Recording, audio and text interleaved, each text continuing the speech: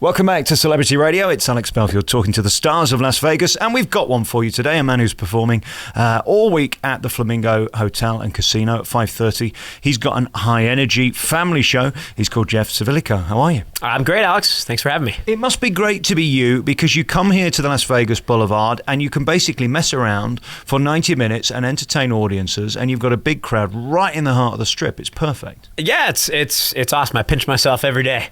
As a performer, you grow up doing shows and you go on the road, right? So I've done colleges and comedy clubs and fairs and even cruise ships, and it's tough, traveling constantly. And so, if I'm at a point now where fortunately I can sleep in my own bed, which is really nice. It's I don't take it for granted. I'm very grateful to be in the situation that I'm in now. You've really got a unique show. It is the most family-orientated show in Las Vegas that I've seen. It's the most open to kids because it's so high energy and loud and physical.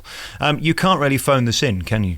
Absolutely not. No, and it's funny because there's been days where I've been sick, or maybe having a personal problem, and as soon as the lights go down and the mic goes hot, all of a sudden blink and the show's over. It's almost cathartic in a way sometimes because you just get to lose yourself in the moment and just have fun, and then before you know it, it's over. I mean, I can't believe that I'm on stage that long. It feels like I'm just kind of popping around for a few minutes, and then all of a sudden I'm coming to the end of the show. So flies by. What I love as well is it's a health and safety nightmare. I mean, so much of what you do, you wouldn't get away with in England. I mean, you've got ladders that fall into the audience. You're trying to ride bikes. I mean, it's pretty dangerous. Yeah.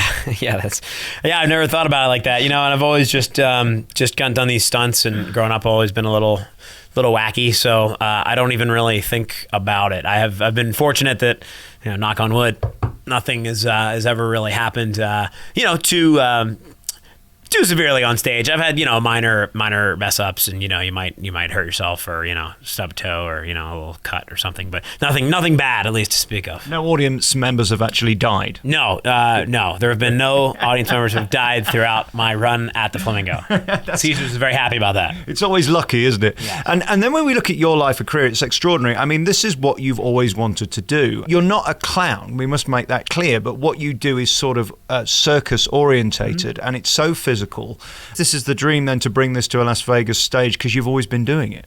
Yeah. I mean, the stage here in Las Vegas, it's such a great platform because it gives you a home base. So I can go out and I can do shows on the road, and now it's direct from Las Vegas, and you see it all the time with, Donnie and Marie and Penn and Teller. They go perform somewhere on TV or radio or Performing Arts Center or a corporate event, and it's direct from the Rio, in Penn and Teller's case, or the Flamingo, and there's something to be said about that. It kind of keeps you in the game, keeps you sharp, keeps you in front of audiences every day, keeps you kind of doing your thing.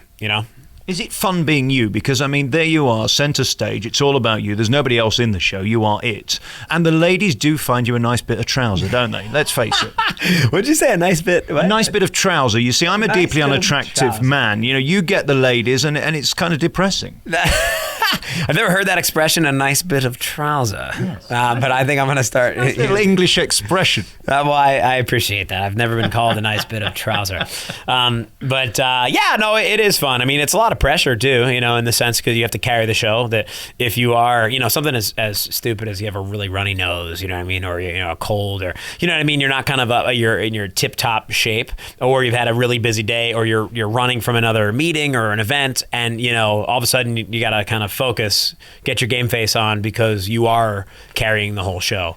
And other than there's about a 2-minute video that I play, around I would say about 30% into the show, that gives me a chance to take a breather, catch my breath, drink some water, change shirts usually because it's so disgustingly sweaty by that point.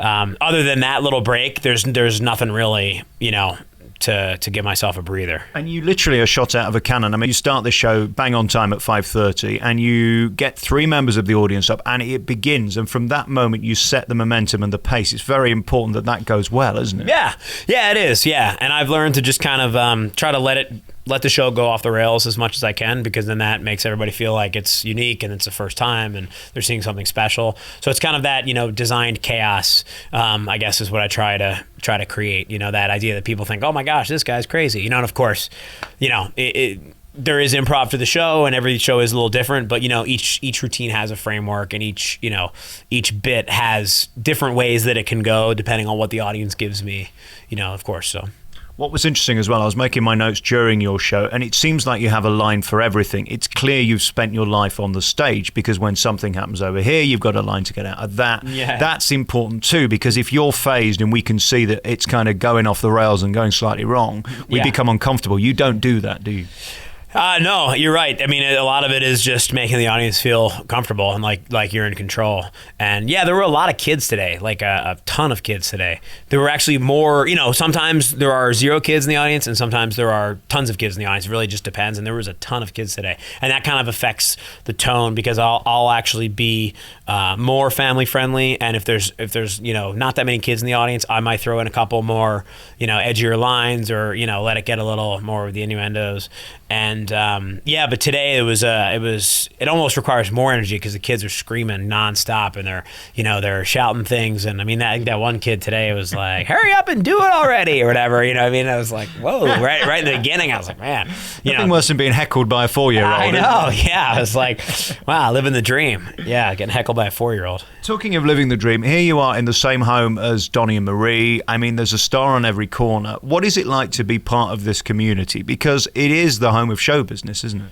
Yeah, it really is. You know what? I think it's really special. I can remember, it wasn't very long ago. I've only lived here 5 years, and I'm in now about the 3.5 year of my show.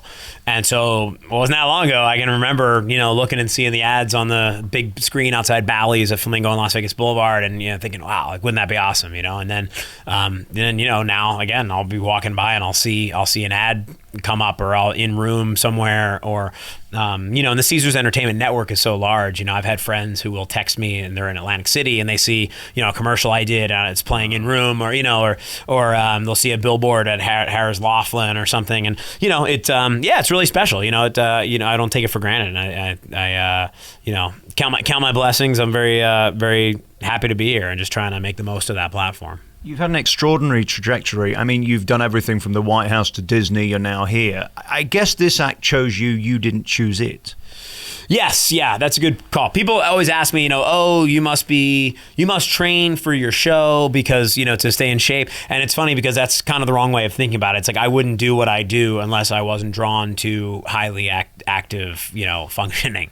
So I love, running, biking, working out, swimming, juggling, anything active. And because of that, over the years, I created, the show, and I've always loved juggling. And because, most people will say, they have it backwards. They'll say, you must have to train for your show. And it's like, well, not really. The show is kind of just a natural outpouring of who I am. That makes sense? You couldn't get an actor to do this. I guess at school you probably had ADHD or something, some form of attention deficit disorder. I think I did before all that, before it was, cool, or before everybody had it. No, I have a really weird mix. I would say I'm all over the place. I make that joke, the squirrel, from Up, make that joke. But I'm all over the place, but I'm also extremely focused. And I, I'm the kind of guy who I will sit down and I will not get up. If I'm going to say I'm going to do something, I'm going to do it, and I will be in my chair, like glued to my seat for 9 hours until it's done. So I'm kind of a weird mix of spazzy and focused, if that makes sense. Yeah, it's interesting. I mean, it seems to me, and I've interviewed a lot of people like you, the more creative you are, almost the more disciplined you have to be to harness it. Mm-hmm. Yeah, I mean, one of my favorite guys is Seinfeld, and he's so big on discipline about, writing and I don't know if it's Seinfeld or if it's another one of the comedy greats, but somebody said something like, do you write when you're inspired? And they said, yeah, I just, I'm inspired at 9 a.m. every morning, after my coffee, you know what I mean, until noon, and then a break for lunch, and then I'm inspired again from 1 to 6, and that's a great call. I mean, it shows, you can't wait for things to hit you, and that you have to have that discipline, and some days it'll go really well and some days it won't, so. And you've managed to form your life and career into many platforms. You do TV, you do live, you do this show, you do the conferences, you do corporates.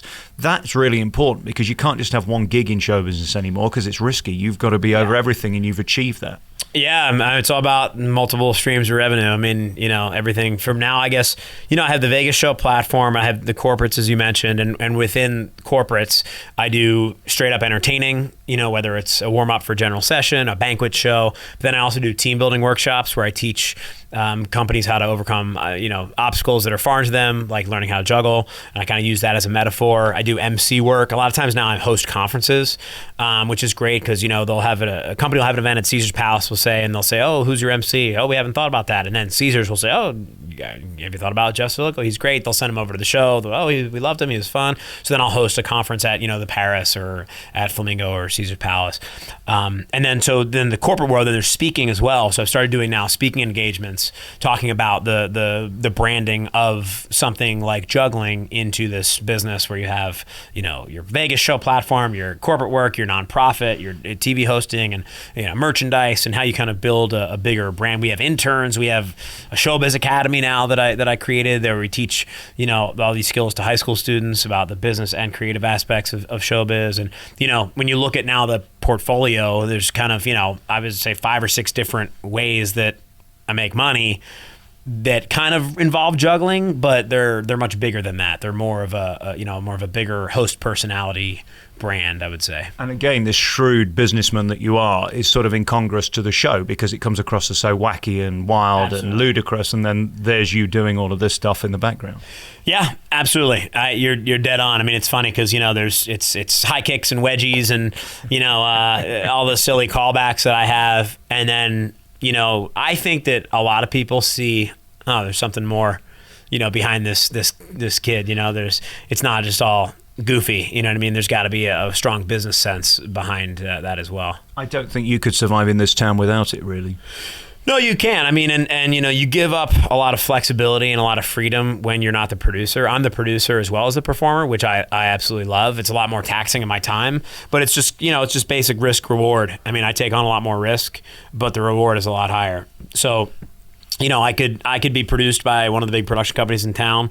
I'm pretty sure of at this point, especially since I did the hard part of kind of getting it up and running. I'm sure some of those companies would love to steal your glory. Yeah, exactly. Come in now and make a quick buck. But it's kind of like, I worked for this myself, and I got to this certain level that I'm at, and I'm enjoying the process. We're doing well, but I look and I see, wow, in a few years we can really be doing well if I keep building the momentum. You look at other performers in town who have been here, 10, 15 years, and they've kind of passed that tipping point where now they're a staple of the city, and almost everybody, every concierge, every ticket broker, every, bellboy, every front desk worker, they're very familiar with the show, and it just kind of, explodes. Well, congratulations on everything. I mean, one of the things that Caesars talks about with you is you're one of the youngest headliners on the Strip. How old are you now? I'm 32. Right. Yeah, so. Which is remarkable to have achieved this so far. I mean, would you still like to be here headlining in 32 years? That's a tough question. I would love to always have some aspect of live performing because it's a rush. On the TV stuff that I've done, I loved it, but I almost think it's easier in a way. I'm sure TV people might disagree.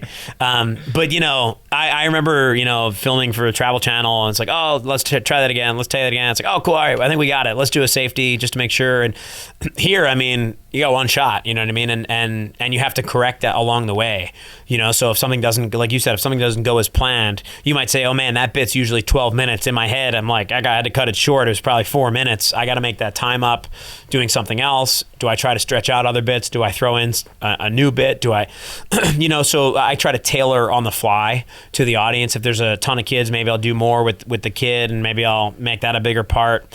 So I think I love it. Like, I love that challenge. And so I'd always like to have, to answer your question, I've always liked to have a live presence in Las Vegas because I feel like this is home.